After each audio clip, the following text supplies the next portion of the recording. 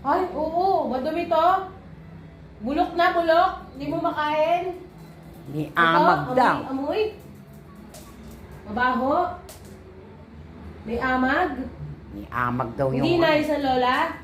Hinagis ba naman niya sa akin yung dog Kaya ko? pala, Kaya pala hinagis mo to. Ha? Sabi mo sa lola mo. Kasalanan ng lola mo. Ito, bulok.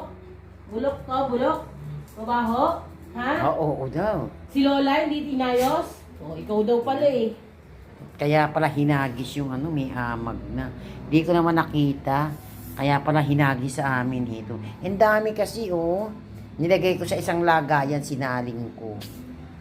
Ito tatapon ko. Inamag. Siguro nababasa, hindi ko naman napansin. Nagagalit yung aso. Ay ko, bakit kaya hinahagis yung Yung pala, nandito punong-puno kasi, nababasa kasi nung aso. Siguro pagka umiinom sila, doon kasi nakalagay yun, magkatabi yan dyan. Kasi magkaganyan yan magkatabi dyan, magkatabi. Yan, magkatabi dyan. Kaso, nababasa naman nung isang aso. Kaya ngayon, lilinisin ko na yan. Nilipat ko na kasi nagre-reklamo, nakakaroon daw ng amag. Nilipat ko kasi dito yung nakapwesto. Nababasa siguro ni Chico. Yan, dito ko na pinwesto. Ikaw ko, yan na, Ano dyan? Yan, dyan. Yan, kumain ka na dyan. Puta, binabato, may amag pala, di namin alam. Gagalit. Di ba?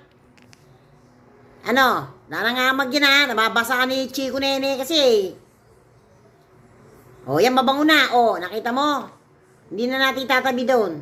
Diyan na lang. Naintindihan mo ba? Yan na, ha? Okay na. Coco.